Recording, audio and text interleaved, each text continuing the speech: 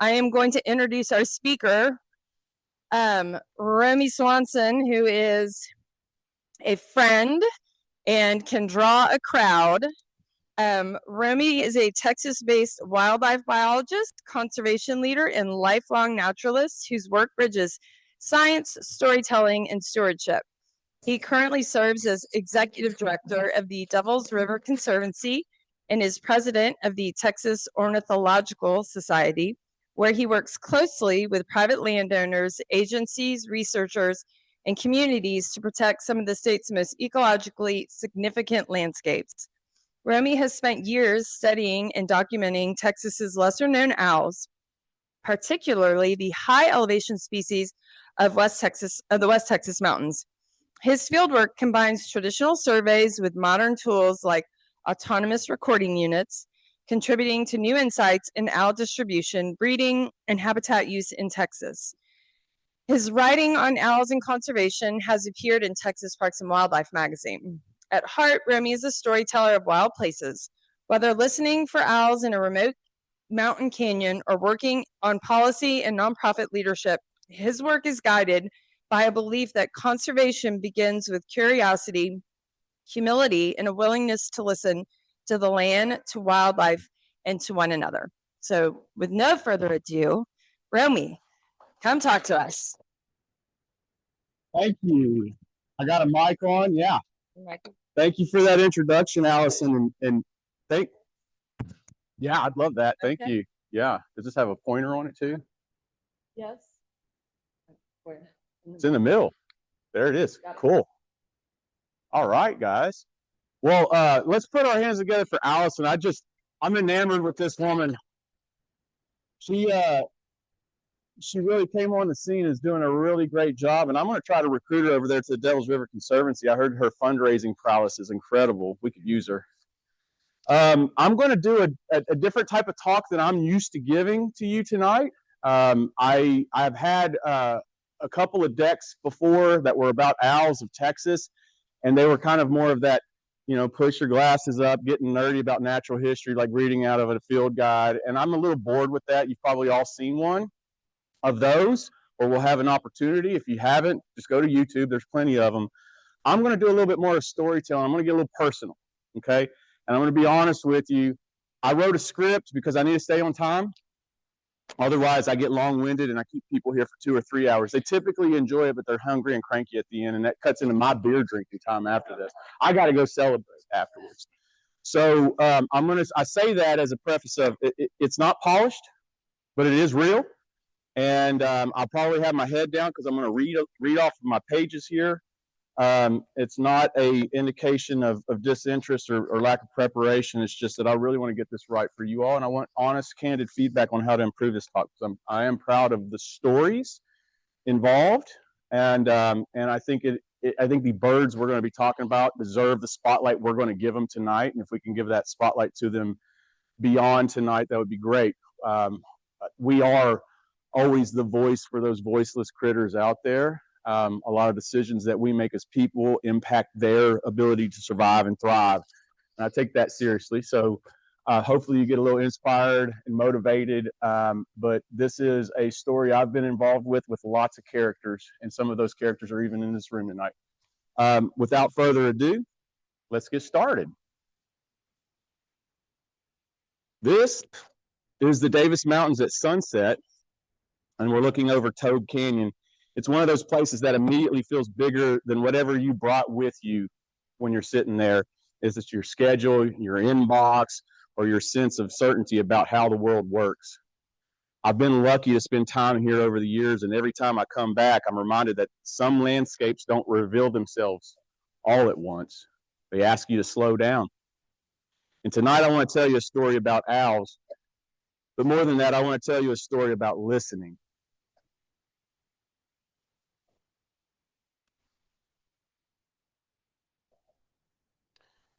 This is the cabin on the Davis Mountains Preserve.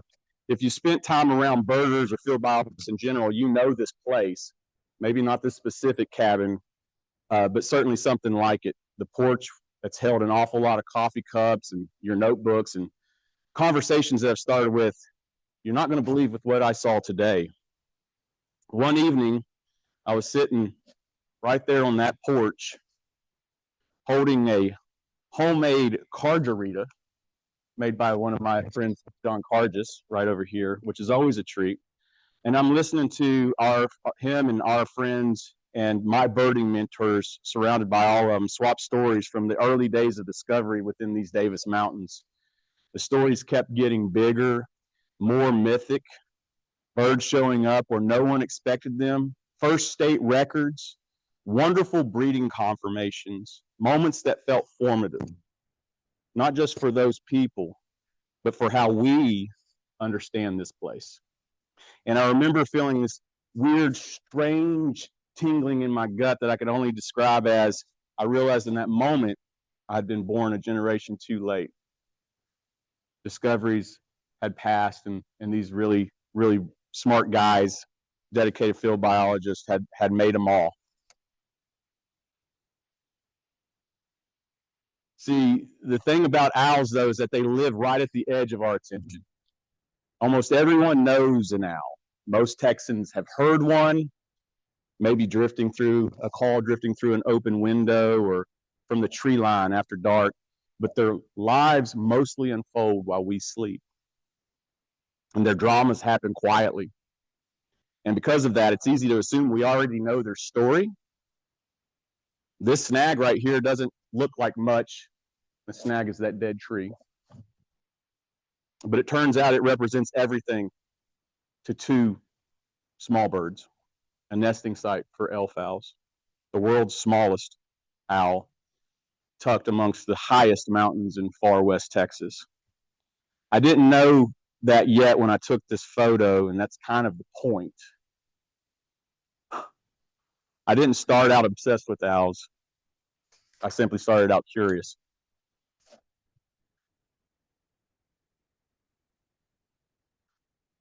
This is a great horned owl, one of our most familiar owls in Texas. It's powerful, it's confident, and completely at home in the dark.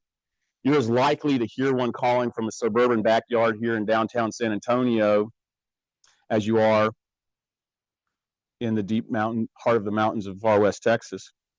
And yet, even with the common owls, they carry a quiet weight. That feeling that something is watching long before you realize that you're not alone. And a few years ago, I convinced those same friends on that porch of the Davis Mountains to give up some sleep and join me in the high country of the Davis Mountains. I was hoping to hear a bird I'd only encountered once before, a flammulated owl. I'd heard one once while backpacking in Boot Canyon in Big Bend National Park. Never saw it, but heard it. It wasn't a sure thing, and it definitely wasn't a good idea if you cared about waking up early enough the next morning for your sunrise bird survey assignment. But that evening, as dusk gave way to darkness, we heard it. A soft, muffled boo, boo is floating out of the pines of Olympia Chute, small, unassuming, and perfect. That's not a flammulated owl. That's still the great horn. That moment didn't answer any big questions, but it changed the kinds of questions I started asking, and we. Tonight isn't about a checklist of Texas owls. It's about story. It's about a story about listening to owls, to the places, and to the people willing to spend long nights paying attention. And along the way, I want to make the case that discovery isn't over. Sometimes you just have to go a little higher, stay a little longer, and listen a little more carefully. Before we go any further, I want to make sure we're all standing on the same ground because over the next little while, I'm going to talk to you. I'm going to ask you to listen differently to sounds and to silence and even to absence. Let's talk briefly about what makes an owl an owl.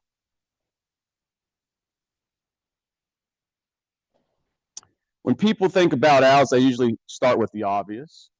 You got big eyes and sharp talons, something mysterious about the way they move in the dark. But what really defines an owl isn't just how they look, it's about how they experience the world. Owls are nocturnal hunters. Their lives are tuned to those hours most of us miss, and their flight is nearly silent. Not because they're trying to be spooky ghosts, but because silence is a survival tool to them. When you hunt by sound, you don't want to make any of your own. Those forward-facing eyes give them depth perception, but they're only part of the story for owls. The real magic is in their hearing, that round face of theirs. It isn't just a face, it's a satellite dish. There's a facial disc funnel that pushes sounds towards the ears that are slightly offset from one another, allowing these birds to pinpoint prey in near total darkness. And if you take a look at that hooked bill and those powerful talons, you get a predator perfectly adapted for the world most of us never see. But here's the part that I care about most. All of these adaptations mean that owls are, above all else, listeners. They live by sound and they navigate by it. They reveal themselves to us through sound. And that's why owls are such powerful storytellers. When an owl shows up or doesn't, it's telling us something about place, about forests growing quieter, about drought and fire, about hollow trees and healthy canopies and long, uninterrupted nights. So as we move through these stories, I'm not asking you to remember the species names or the range maps. I'm asking you to notice where we are, what we're hearing, and what questions that raises. All right, that was just the prelude. We'll get into some actual owls now. It's a cute one, right? Kind of weird eyes, though. This is a flammulated owl. It's one of the smallest owls in North America, about the size of a soda can, and one of the least known. Most Texans will never in their lives ever see one, at least in Texas. And many birders overall never hear one. On the map, you'll notice that the range for this bird just kind of tips into West Texas, and it mostly shows it to be migratory. I can tell you with certainty that they exist and they breed in the mountains of far West Texas. The kind of places you only reach if you're willing to go a little further than planned. In 2022, I found myself back in the Davis Mountains with that same group of friends and mentors, the ones from the porch I told you about earlier. And I had a quiet hope that if we went high enough, late enough, we might hear that flammulated owl. It wasn't a sure thing, and it definitely wasn't convenient. When we reached a place called Olympia Chute, just east of Mount Livermore, the highest point in the Davis Mountains, during this brief window when daylight gives up reluctantly to the dark, the sky softens into violets and pinks, and from there, in the distance, we could see El Capitan in the Guadalupe Mountains glinting on the horizon almost 100 miles away. And then the wind dropped and the forest went still.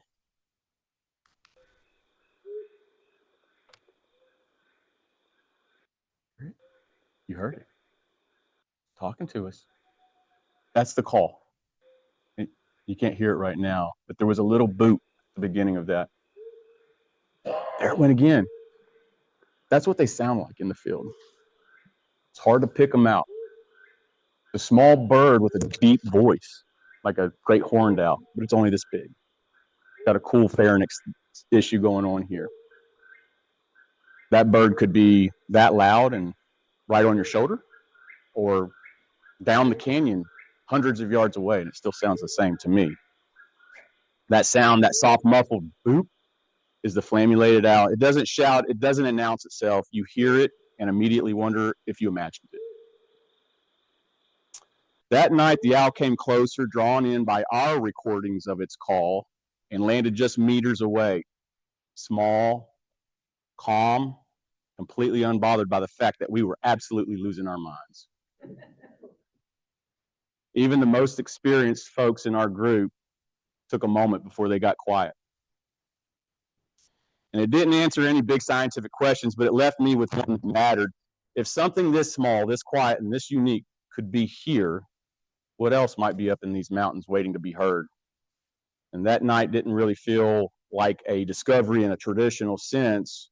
It felt more like an invitation to stay longer, to listen harder, and to stop assuming that all the important stories had already been told. The flammulated owl was the first voice that nudged us in that direction.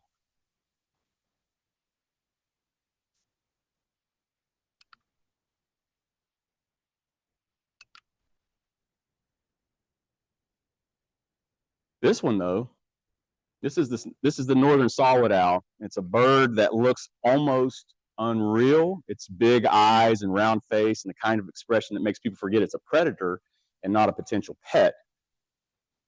Across much of North America, saw-whets are fairly well known. In Texas, they're barely a whisper. On paper, they don't really belong here. If you're looking in the field guides, they're not going to give Texas the dot for breeding habitat or whatnot. But we do know, we've heard the hints. They are around quietly. But every now and then, someone does hear a legitimate saw-whet calling from the highest, coolest corners of the state, just enough to raise eyebrows and start sentences with a, well, that's interesting. And one evening, again, back on the porch, the same team we've already talked about, including one of my birding mentors, Rich Kostecki, he and I were swapping stories and comparing notes, and saw-whets kept coming up because we'd heard about one on an adjacent property not too far from the Davis Mountains Preserve. And, we just kind of thought, with the flammulated owl, wouldn't it be a good idea to go up there and just kind of see if saw-whets were around? And we both agreed, and I said something along the lines of, someone really ought to look into that. But it was also in that same moment that uncomfortably we both realized that we were the someones who ought to go look. And so that night, as the air cooled and the light faded, Rich and I loaded up in my truck and rattled our way up the rough Jeep trail toward a place called Bridge Gap in the Davis Mountains. We hiked towards a small aspen grove, and with the Mexican whippoorwills calling around us, those night birds that always feel like the curtain rising on the dark, announcing the dark, it felt like the kind of night where something cool could happen.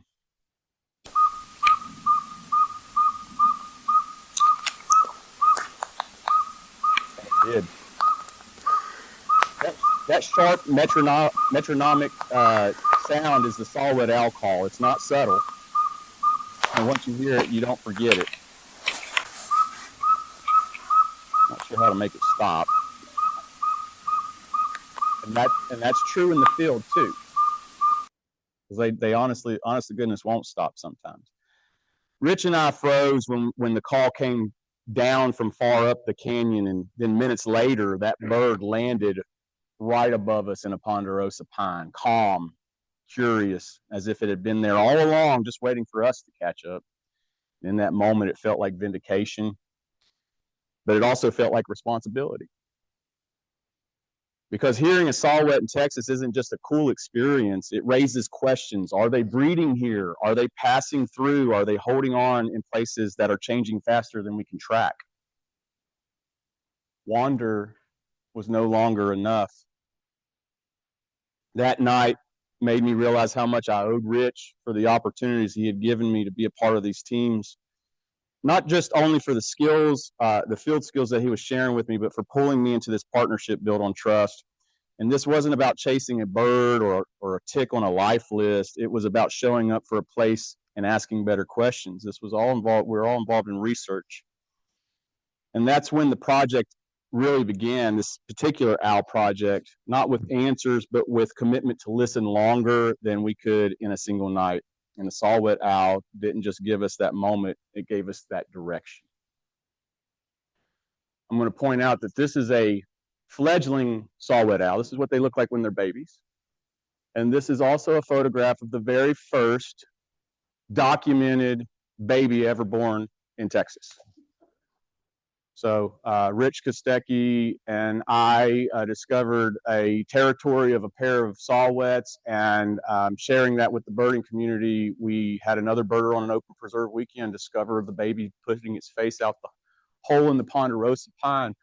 And my friend Rich, being the fanatic that he is, some of y'all probably know Rich, he was back up the mountain. He had to go re-find that bird, and he found it fledgling, flying around. It had exited the hole, and it was now amongst the forest. So back to the research here, though. If we were going to understand what these owls were doing up there, we needed a way to listen, even when we weren't present. Up to this point, everything I've described happened because we were physically present. We were in the mountains. We were awake at the right time, and we were lucky. But luck isn't a research strategy. The Davis Mountains are big, they're rugged, and they are remote. And the owls we were interested in live very high, call sporadically, and don't follow schedules that are convenient for us. We could spend hundreds of nights in the field and still miss most of what was happening. So we turned to a tool that does one thing exceptionally well. It listens. This is an autonomous recording unit, or an ARU for short. They are essentially weatherproof microphones that sit quietly in the forest, recording sounds for hours every night. They don't get tired, they don't need coffee, and they don't mind staying up late. Each unit records each night for about 4 hours for us, the way that we have them programmed, from mid-March through mid-August. And in a single season, that adds up to thousands of hours of sound, far more than we could ever gather ourselves as field biologists, especially in terrain like this. But recording sound is only the first step. Humans still matter. Every detection has to be verified. We spent long days scrolling through spectrograms of those visual representations of sound right here, learning the difference between an owl call and a dove coo, or the wind moving through the trees. The technology listens for us, but we still have to understand what it's telling us. And this approach lets us do something we couldn't do before.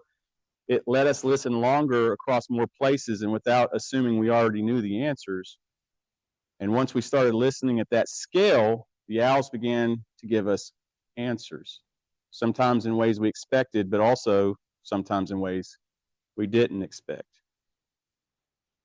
This is, just so you know, this is a spectrogram of a northern spotted owl, which is not in the Davis Mountains. But we do have a similar species we'll talk about in a few minutes. The first voice we heard everywhere, the baseline for the whole project, belonged to an owl most Texans already know.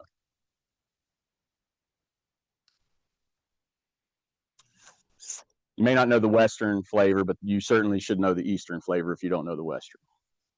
This is the Western screech owl. It's a relatively widespread and adaptable owl in West Texas, equally at home in the mountain canyons, the oak woodlands, ranch country, and even suburban neighborhoods.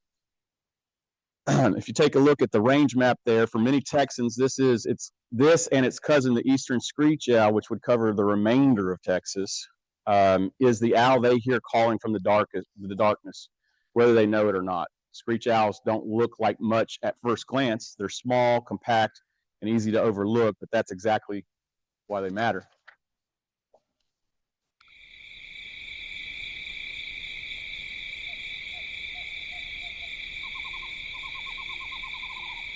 They're in there. You can hear them. It's not real loud, but the wavering call is one of those defining sounds in West Texas nights. Once you learn it, you start hearing it everywhere. And if we get a good one coming in here in a minute, you should hear the dropping ball cadence.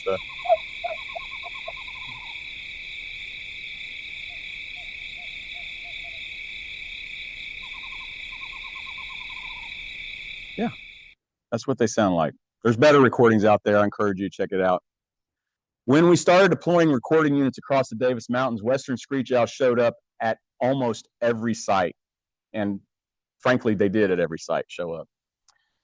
Every canyon, every elevational band, night after night. They told us something important. In ecology, the most common species often give us the cleanest signals. They tell us what normal sounds like.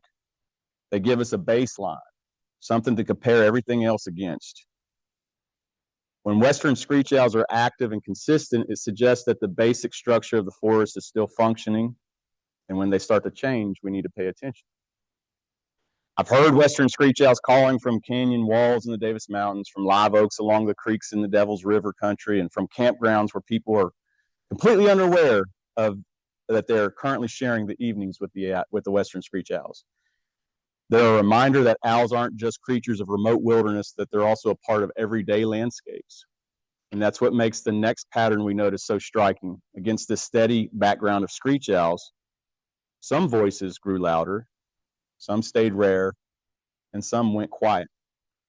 One of the biggest surprises from our owl, we never expected to find this high in the mountains. One of the biggest surprises came from an owl we never expected to find this high in the mountains. That's a pretty picture. A damn good photographer too. Let me get this thing. There we go.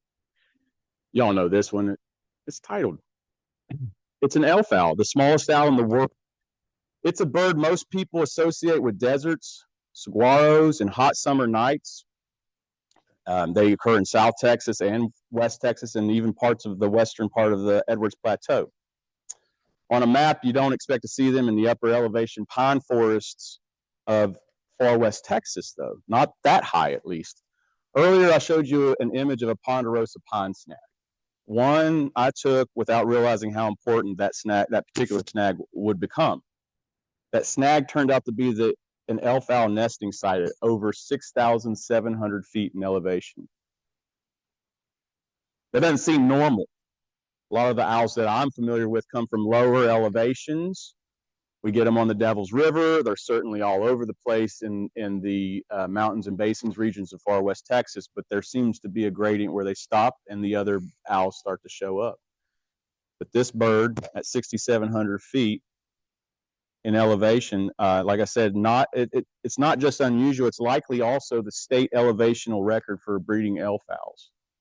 And I can also share that we have recorders over 7,000 feet that picked up elf owls. I just didn't find the snags with the elf owl babies in them, but presumably we got potential birds even higher than this, elf owls, or at least moving around within the vertical gradient of the preserve.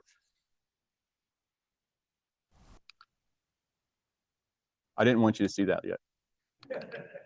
And certainly not that either. I'm hitting a lot of the wrong buttons. What I'm trying to do is get the recording. Here we go. That should do it.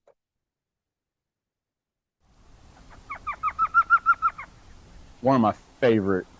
It's not a beautiful sound. It's a chuckling dog laughing at you and poor choices you made, but it is the coolest thing to hear at night, at dusk, and you know you're somewhere special when you hear it. Just anywhere you are. I don't care where you are, at least in Texas. That is special. Elf owls are insect specialists. They rely on warm nights, healthy insect populations, and tree cavities for nesting. Finding them this high raised immediate questions, of course. Were they expanding upslope because conditions were changing lower or higher? Were they always there and just unnoticed? Or were we finally listening carefully enough to finally hear them? The recording units picked them up consistently, not just once and not just by accident. They were part of this system. And there were several pairs of elf owls discovered over 6,000 feet and lower than 7,000 feet on the Davis Mountains Preserve. Standing there, looking at that bird that weighs less than a roll of quarters, or just a handful of quarters, I remember thinking, if we can still be surprised by something this small, then we haven't missed that golden hour of discovery after all. But not every answer came easy, and not every voice was willing to reveal itself. Now we'll go to the next slide. This is a Mexican spotted owl. It's federally threatened, and it's one of the most elusive owls in North America. In Texas, it exists almost entirely in the margins. Steep canyons, high forests, and places that don't give up their secrets without taking a toll of blood, sweat, and toil. And we expected to hear them. Historically, these mountains have supported breeding Mexican spotting owls. On paper, the habitat still looks right, but expectations don't always meet reality the way we want them to. Over thousands of hours of recordings, we've detected Mexican spotted owls on only a handful of times. Single night vocalizations usually, no consistent territories, no clean pattern. And that raises difficult questions. Were the birds we did hear, were they wandering birds just passing through? Are they dispersing juveniles searching for something they couldn't find here? Maybe love? Or were we simply missing part of their story and not listening long enough or not understanding what we were hearing? Science doesn't always reward us with closure. On on one of our final nights in the field last year performing in-person surveys, a full moon rising over the canyon, the forest was still. Rich and I and a couple of other field biologists with us heard from deep below us. We finally heard it. The staccato call of the Mexican spotted owl. We didn't see it, and we didn't record it, but we all heard it. And that was the payout for 3 years of effort in the field. It felt less like an answer and more like a reminder. When I first started spending time in the Davis Mountains, I was convinced I'd missed something. That the great discoveries had already happened and that I'd arrived too late. But listening to these owls changed that, because discovery isn't just about firsts. It's about attention. It's about showing up again and again, even when the answers aren't obvious. Owls don't demand much from us. They don't need applause, and they don't need certainty. They just need us to listen to forests growing quieter, to nights growing warmer, and to the subtle signals that tell us how places are changing. Standing there under that full moon, hearing the voice we'd waited years to hear, I finally understood something. Indeed, I was not born a generation too late. I arrived just on time. And so did you, because these stories aren't finished. They're still unfolding in the mountains and in your backyards and in the quiet hours most of us rarely notice. If you'd like to see what this kind of listening looks like when a whole community shows up, students, biologists, and land managers, I'd like to share a short segment from Texas Parks and Wildlife that captures this work a little bit better than maybe I can in a story. Thank you all for listening tonight.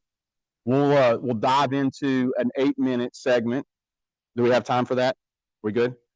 We'll dive into an 8-minute segment prepared by Parks and Wildlife, but we can do, you want to do questions first or after the video? Questions first?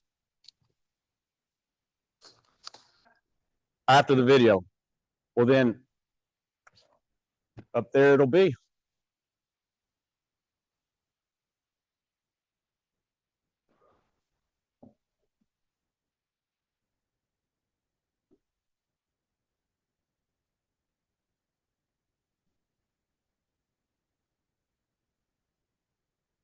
I'm a doctor.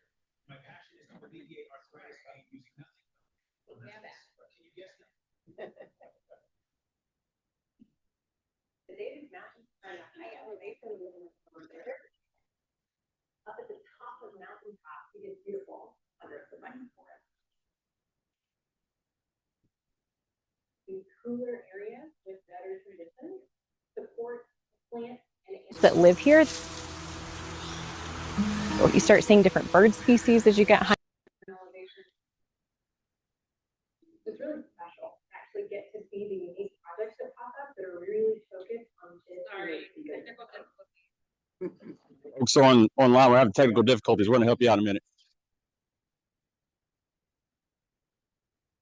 And I would say for the folks online, Jessica, it might be good just to put the link in, because I know there can be some lagging on Zoom.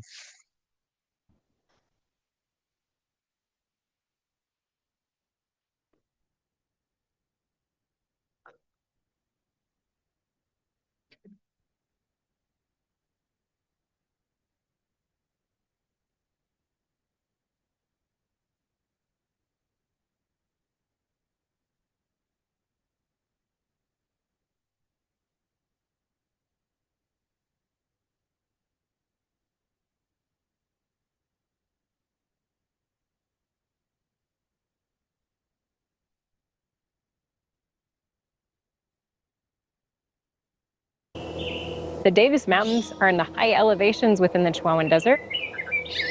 Up at the top of mountain tops, you get beautiful ponderosa pine forest. These cooler areas with wetter conditions support the plants and animals that live here. You start seeing different bird species as you get higher in elevation. It's really special to actually get to see the unique projects that pop up that are really focused on this unique ecosystem. We're going to have 3 teams tonight. I really want everybody to be dirty I want you at the end of this week to have to wash the grit of this experience out of your hair and skin. But I also hope that this week ends with a bunch of trekking owls. Have fun. Anybody sees a mountain lion, you win the bingo for the night. All right, guys, break it up. Team on 3. 1, 2. My name's Romey Swanson. I'm a wildlife biologist, and we're out here in the Davis Mountains studying owls. The effort here is all to understand how these birds are interacting with these unique ecosystems. The assumption is that they're tied to these high elevation forests, but we need to proof that out. We've made some pretty wonderful discoveries in the form of the northern saw-whet owl, which we found to not only be here, but also breeding in the Davis Mountains. Rich Kostecki and I came up here one night looking for saw-whet owls. There's never been a saw-whet owl observed on the Davis Never have a Mountains fire Preserve. on the Davis Mountains And I can remember that night. I just wanted We're to playing an owl I just tape, want you to know that. and all of a sudden above us, a couple hundred feet, a northern saw-whet owl returns a call. We both almost dropped everything we were holding. We were just awestruck in that moment. That owl came and perched up right beside us, giving us a 30-minute study of a species that wasn't even well known from Texas. It was right here in front of us, sitting on a branch, profile, calm, serene, and we're all looking at it, taking images. And that was an incredible experience. It's also the experience that sparked this entire project. What else is there? What else could there be?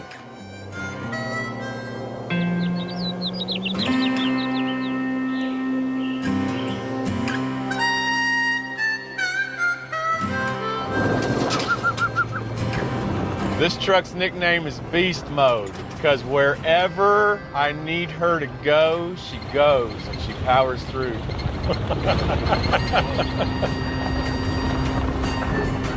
If you're driving the way you're supposed to, you're not really enjoying the views because very quickly you can either fall off the side of a cliff. But if you're sitting in the passenger seat, you're probably enjoying beautiful scenery.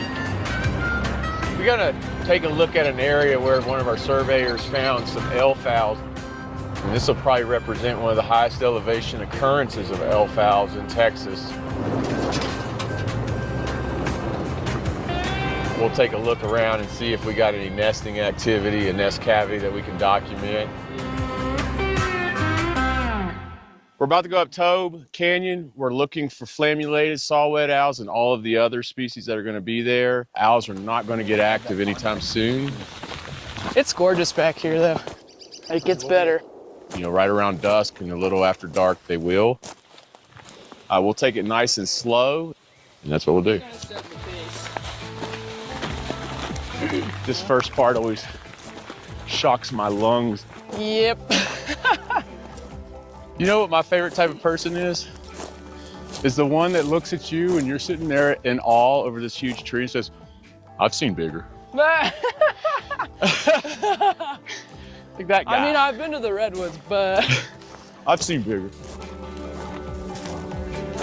we're up here. It's high elevation. I kind of like the burn. I'm not gonna lie. I mean, we're just like in the thick of it, in the thick of their habitat. A form of ketamine was recently approved by the FDA for depression. Ketamine, isn't that a horse tranquilizer? What is It's actually on the World Health I'm gonna upgrade the premium for y'all next time. The night has started. It's officially Owl 30. This is a really cool spot. Attracts a lot of species, so hopefully we'll see or hear one tonight. So this is just a little portable Bluetooth speaker that I carry with me for calling owls. This is Western screech owl.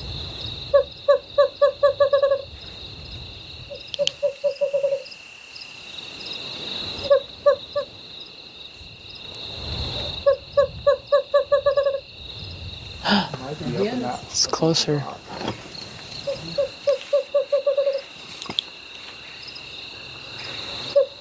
We got two now. Yeah.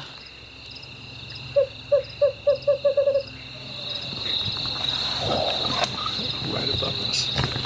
Right above us. There it is. Right there. He's looking around. Oh, his eyes are open. Pretty cool. We've got a western screech owl. You can see his big, bright yellow eyes. And their call sounds a little like a ball dropping. They have this unique appearance that we're seeing right now. It's got these little tufts that come up, kind of like a great cat ears. Yeah, like a cat ears. They're cavity nesters. They rely on cavities in trees or woodpecker holes. Oh my God, that bird is beautiful. All right, one and done. Yeah, we got stunning looks at the western screech owl. I mean, it popped up into a branch. Love everybody, and really got to spend some quality time with it because it stuck with us for 10, 15, 20 minutes. I'm hoping I'm pointing at the right tree. The goal for tomorrow is to get you guys on some elf owls and then send another crew deep into the canyon below that to look for all the other species.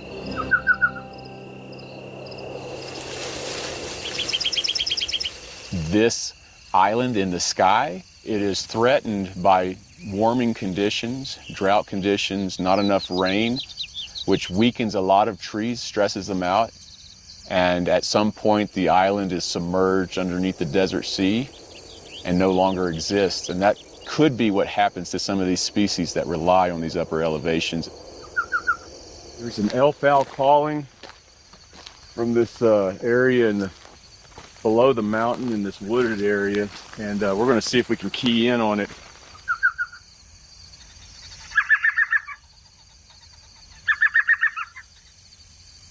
This is the world's smallest owl, and he's only about this big. You know, tiny, tiny, tiny little owl. There it is, on that snag right there.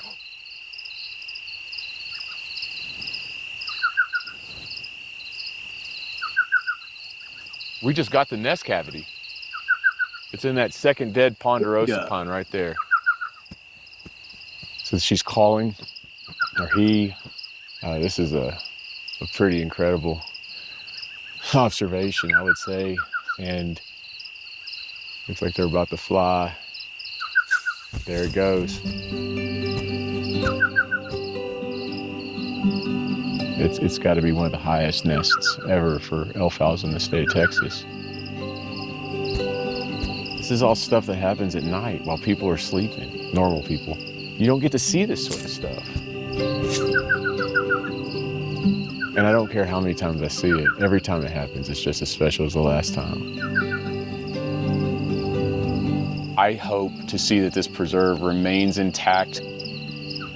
This project is creating a foundation that can be built upon by future investigations. Coolest little birds. Amazing. It's fun to read about things in field guides, but it's even better when you get to experience it with your own eyes and ears and soul.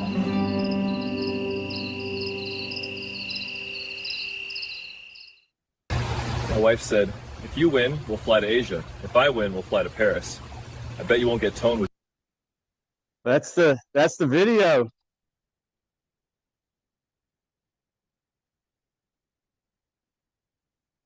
So I gotta share. I kind of got a little emotional there. It's hard to believe that you start with a little passion project, you know, kind of being handheld by your mentors, and then you yourself become the fledgling, flying off from the nest and kind of embarking on your own project. And I don't say my project; it's our project. But it was really awesome to be a part of the genesis of something that became not just a bit of research, but you can see that we have built a community around this project. We had several graduate students from far west Texas involved. We had landowners opening up their ranches. I have probably acquired through this owl project access to an additional 250,000 acres of land, just through reputation, trust, and landowners are genuinely interested in what they have and sharing that to a degree within constraints. And Shelby, who was featured in the video, she started as a volunteer. She was not a thesis track graduate student. She was going a non-thesis track, and after her first field season of volunteering with her, she adopted this project as her official thesis project. And so she's wrapping up the analysis of multiple years of these recorders. She does all of the nerdy lab stuff for us because we, me and the team that I've collected are a bunch of dirtbag biologists is what I describe it. We started in this sector because we wanted to be close to the animals we cared about. And we also enjoyed sleeping on the ground and going to remote places. But almost every one of my friends and I have kind of evolved in our careers to the point where we spend more time on phones, raising money with people like Allison, hiring and firing, spreadsheets, TPS reports, and it's all BS. I hate it. I have to have this as a part of my life so that I can do all of that stuff successfully. It's the thing that energizes me. And so the beautiful thing here is that we kind of in some ways accepted the torch from the generations that did the discovering before us. And we're also expanding the tent to a certain degree. Those same giants whose shoulders we're standing on softened. I call them like the fabric softener, and we're the laundry detergent. We're going to go in there and do a really good job because they've softened up the culture around scientific cooperation, research, and wildlife conservation, at least in the private lands field. So that's a little bit more behind the story there. I'm super proud of this project, and it's just hard to believe that you just had a little itch that needed to be scratched, and through scratching it, you created community, more science. You're putting a spotlight on a problem. I care a lot about the Davis Mountains, and the reality is the drying climate is having an impact up there. I am quitting this project. And I'm quitting this project in part because every 3 months that I go out there, I see more ponderosa pines dying, even when it's raining. And it's disheartening. And I can't emotionally take it any longer. So I'm taking a little break from the project this coming up season. I'll go out there a couple of times. Don't worry, I will be out there. It's just I'm not going to be spending weeks and weeks at a time. Shelby is winding down her graduate project, and she will be defending her thesis probably next semester or within 1 year. And we're about to start launching out some research papers based on this stuff. Anyway, there's a little bit more. I'm going to back out, and Allison, if there's time and anybody wants to ask questions, I'm happy to entertain them. If you have a question, raise your hand. I'll come over with the microphone so that our online viewers can hear the question. Okay. Hi, Romey. I love visiting the Davis Mountains. I love waking up with stars from one side to the other in that chill. Oh, yeah. Let's talk about the Mexican spotted owl. Explain to us why it's called the Mexican spotted owls. Tell us what it means to be federally threatened and why. Okay, great. Thank you. Good questions. So a lot of you have probably heard of spotted owls, like the species, the spotted owl. There's a lot of conflict in the continental U.S. Northwest part. That is a different flavor of the same species. So there's California, northern. Yeah, you come in. And the Mexican spotted owl is the flavor that we have here. They're kind of associated with the lower Rockies and get into Mexico. And they're all, again, the same species, and the species is protected federally as a threatened species. So that's going to include the subspecies, or it's going to include the subspecies, which Mexican spotted owl is a subspecies. They're not, I wouldn't characterize them as abundant. They are resident in the Davis Mountains. We obviously heard some, and we hear some each year that we've been there, but we have not conclusively found them breeding recently. We can't find a territory where they're consistently calling and around.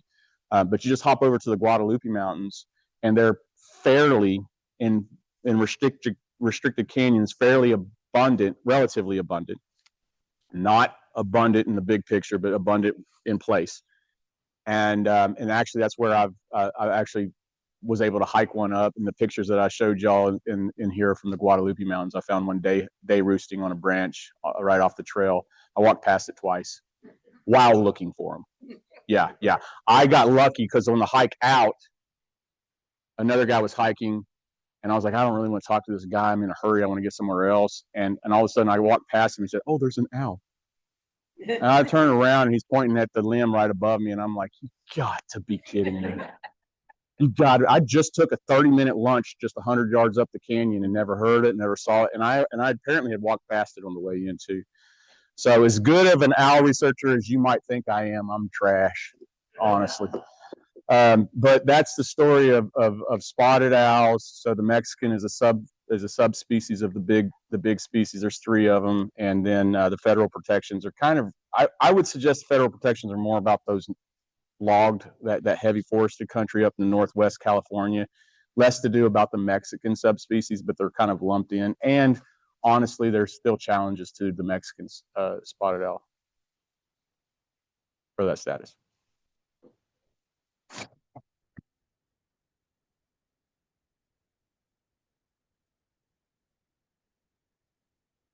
Hi. I have what I believe is a barn owl in my neighborhood, and my next door neighbor has allowed me to put up an owl house in the tree that's on her property. That's the tall and visible. But I can't seem to find a house that's big enough for this damn thing because it's pretty big. Where should I go looking for that? For a barn owl? Yeah. I do not know the answer to your specific question, but what I can tell you is they seem to need like a platform in a quiet kind of like they like to be in barns, right? And I wouldn't mount anything to a tree myself. I would put it in a structure. But they like to get in there and they're just like on a platform. So you can just build a little deck up in the rafters of your barn. If you got some sort of structure like that, I think that's your best chance of finding them. They seem to choose where they want to be. Yeah, we don't really get to coach them. Eastern screech owls are pretty easy to coach into a box. There's in the garage. Yeah, and I'll tell you this: if it's happy in the garage, we should probably just leave it in the garage. There is a company online called barnowlboxco.com, I think. I don't know, because I bought a barn owl box several years ago to install in our barn, but my father is fighting us on cutting a hole in the barn to install it. So I just ordered a pole to mount it. So I'll let y'all know how it goes. Yeah, Allison's going to follow up. Yeah. Have several years ago, you haven't put it in, right? Yeah, it's still sitting in You're the going box. to? We're going to have an experience with some research? Now, the pole's on the way. We'll do it next week. Hey, you get a year or 2 in it, I'll send the Parks and Wildlife crew over to do a film on you. Perfect. Okay, hold on. I'm coming.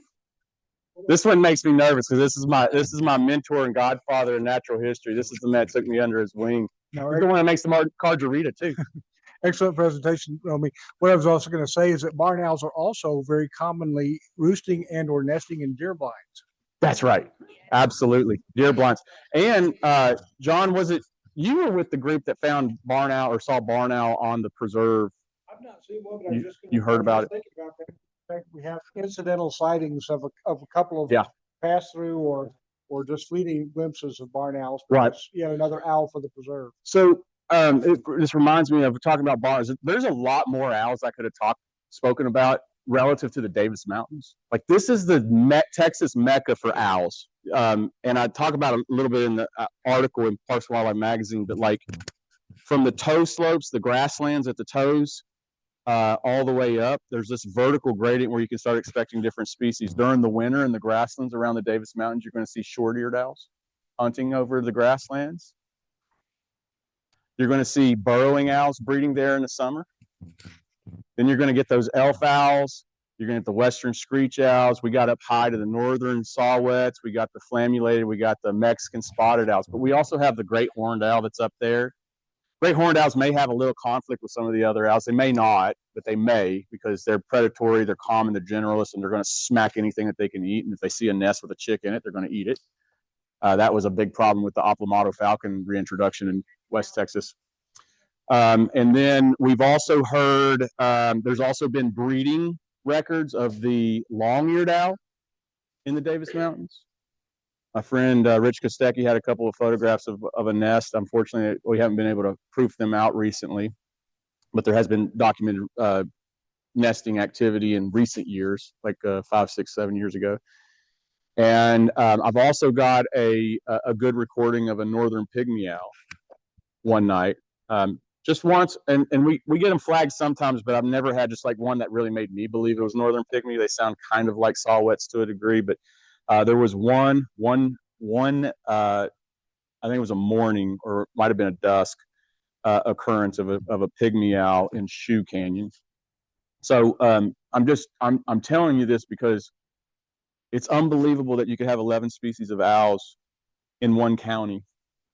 And you guys, I promise you, there's some smart people in here, but 99% of you didn't know that because I represent the one.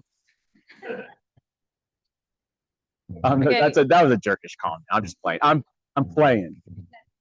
I got a question online about somebody would like to know how your project and others like it are funded. Yeah, it's out of my savings account. So no, I'll be genuine. I'll be honest. We got kickstarted with 17 recorders loaned to me by Clint Bowl, Dr. Clint Bowl from Texas Tech University. You guys know Clint. You know Clint. Bowl will be our speaker in May. Just FYI. So that was a kickstart on the. So this is the thing. We needed the equipment we couldn't afford. We're the labor. And then we did get a $10,000 grant a couple of years ago from the Trans-Pecos Bird Conservation Inc. group out in far west Texas. We split that grant. $5,000 went to the Borland's Research Institute to set up seed fund Shelby's graduate research project in the Dr. Maureen Frank's lab. And then the other half I used to buy more recorders. And then I also earmarked some money to reimburse some of my field lead volunteers gas money. And then we threw a nice dinner when we concluded this last field season. It was fajitas, in case you were wondering. And then we had beer donated by Twisted X. So it was really, no, honestly, I kind of get myself into passion projects. Before the owls, I did a big herping thing, reptiles and amphibians. I did a big year in Texas. And it's all just, my credit card and me and the lonely, dusty road. And then we built that in because I don't do, 3 weeks that we go out there are 3 of my 4 weeks of vacation a year. So I just use my vacation and the other field volunteers are using their vacation because it is a therapeutic endeavor for us. The way that I describe passion projects balance the, I want to use curse words to describe the other stuff. It's fun. I love my role. I love leadership. I love working in conservation. It's just that administration is not as fun as field work. Hold on. We'll get both of them. Come here really quick. Let's make these quick. We're running out of time. Connected question. How many ornithologists are working in the high country, whether it's Davis Mountains, Guadalupe, Big Bend, Chisos Mountain Basin, connected to the state or privately funded? Broad question, I know. Yeah, I don't know the answer. I can tell you, I can start a list, but I'll say this. I don't know of many people doing what we're doing, which is starting a kind of a community, like a bona fide research project that was really just kind of out of community. But I think it's a model for a lot of us to explore. And that's what I tried to encourage folks is that there's nothing special about us. I know people, I have a good network, and I can connect with folks. Like I go and collect free data. And let me tell you something, the nerdy scientists love you if you're going to work for free to acquire the data. That's the most expensive part for them. They can sit in their labs all day and it's already part of their overhead. If I can just get them the data, they'll analyze it and they'll pump out, papers and, that'll look good for the academics or whatever. And so there's really cool partnerships to explore. And I don't think that just because you don't have an advanced degree or whatever excludes you. As a matter of fact, Crystal Ledesma, who's featured in the video, you'll see her. She has the pink hair. She graduated high school. She's a hairdresser, and through this and other things, now she's like a bona fide field researcher, like sitting down in labs having conversations with academics. She's a director for the Texas Ornithological Society now. Like, I don't think that anybody exhibits how much you can contribute regardless of your credentials than Crystal. I love her because she looks just like anybody else that I know. She has and will share openly the challenges of her life. And when she whatever it was, 6 or 7 years ago, said, Romey, I want to do these things. I want to do these things. And I was sitting there, I was like, damn, girl, you may need to go back to college. You know, there's a ceiling. And, but she overcame it. And I've seen that. And it's a replicable model. Anybody could do anything that they want. Find your passion, find the right network, get involved. And, you know, that's the story. That's the message. Yeah. All right. Are these listening devices listening for other species that potentially could show up? Whiskered screech, northern pygmies. Is the device, how's it work? Will it flag those, or are you having to physically listen for them? Thank you. That's a good question. So what's really cool about this, and I'll get a little bit more detailed. So the recorders record sound. It's just like you set your phone down. It's the computer analysis that actually catches things. So the program takes the calls, the sounds, and turns them into signatures on the spectrogram. And then the computer, through AI or whatever, I don't know, it's magic, it goes in there and keys on it using known calls, you know, going on like kind of like Merlin does. And so it will go faster through a recording if I limit the number of animals I'm listening for. But if I keep it broad, it just slows it down, but it will absolutely target them. And when we started the project, the one thing the Nature Conservancy asked us to do was to run them another extra hour and a half into the dawn chorus and slip that over to some different researchers.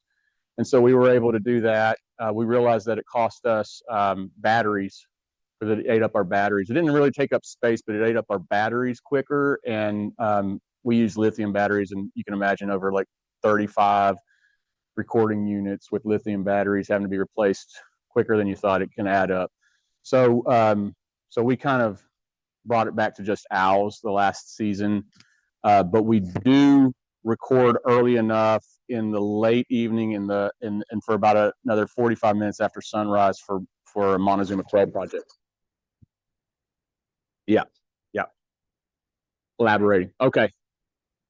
Last question. I grew up with barred owls in my backyard, and you didn't mention them at all. I'm wondering if they are that far west, or. Yeah, they better not be, because they're the big problem with spotted owls. Yeah, they are, so barred owls are generalist species, whereas the spotted owls are specialists. And so I say that to say that when they expand their range and they start showing up in places that they're really not supposed to be, they take from something else. It's a zero-sum game. And that's what's happening up in the Northwest, part of the federal protections issue.